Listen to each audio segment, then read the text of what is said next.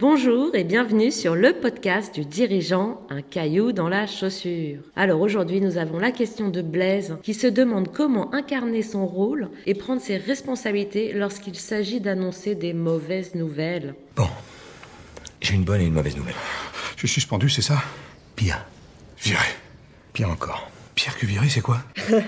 Mais votre question est tout à fait naturelle parce qu'elle peut donner parfois froid dans le dos. Et il est difficile de garder son identité et sa posture de dirigeant lorsqu'il s'agit d'annoncer des nouvelles qui sont complexes, douloureuses ou qui vont être perçues comme insupportables pour l'autre. Et comme vous faites certainement preuve d'empathie, c'est plus difficile d'endosser son costume et d'assumer sa responsabilité. Et c'est bien d'identité dont on va parler à ce moment-là pour vous aider à passer ce cap tout à fait naturel et régulier, toujours comme question des dirigeants. Assumer une responsabilité qui demande des décisions simples, positives, finalement c'est plutôt facile et même parfois euphorisant, enthousiasmant. Quand il s'agit de dire que vous allez investir, déménager, prendre des plus beaux locaux, quand il s'agit de porter la responsabilité du recrutement, des choix, mais là votre identité de dirigeant vous semble aisée. Le costume est facile à porter. Ça devient beaucoup plus complexe quand il s'agit d'annoncer des situations douloureuses. La grosse tendance, c'est la fuite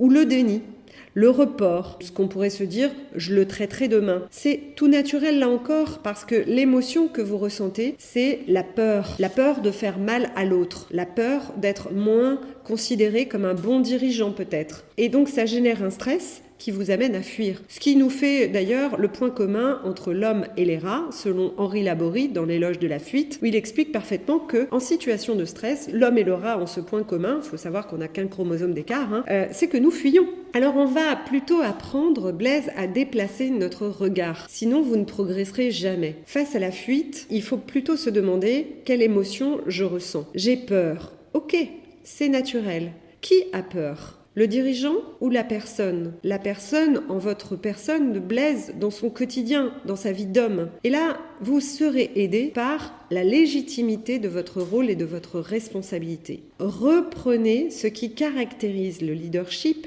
à savoir le courage, et le costume du dirigeant qui protège la performance de l'entreprise. C'est votre seule et unique légitimité. Rappelez que cette décision, ce n'est pas Blaise l'homme qui la prend, c'est le chef d'entreprise, le boss. Assumez votre responsabilité, c'est apprendre à vous détacher du sujet, à vous mettre en position méta sur cette situation et à prendre votre casquette de boss pour affirmer et protéger l'entreprise et affirmer et protéger parfois ceux qui passent par des décisions douloureuses. Vous ne pouvez pas et vous ne devez pas vous en désolidariser, sinon vous ne faites plus preuve de courage ou vous êtes en obéissance déloyale. Je le fais parce qu'on me le demande. C'est tellement triste. Trop souvent, j'entends, mes actionnaires me le demandent et le dirigeant se cache derrière ce rôle en disant, je vais vous licencier parce que mes actionnaires me le demandent. Vous êtes en responsabilité de l'entreprise. Les actionnaires le demandent, peut-être, certes, mais l'entreprise le demande et l'ensemble des collaborateurs qui sont autour de vous le demandent aussi. Je vous invite à regarder Master and Commander, Russell Crowe. Alors, vous êtes peut-être peu sensible à ses charmes. Personnellement, je le trouve très agréable à regarder. Donc, c'est un film qui se regarde le dimanche assez agréablement. Et à un moment, le navire est dans la tempête. Un homme saute à bord, est au bout de la corde. La question est de savoir, est-ce que je coupe la corde et que je perds un homme ou est-ce que je perds la totalité du navire? Parfois, cette décision extrêmement douloureuse de perdre un homme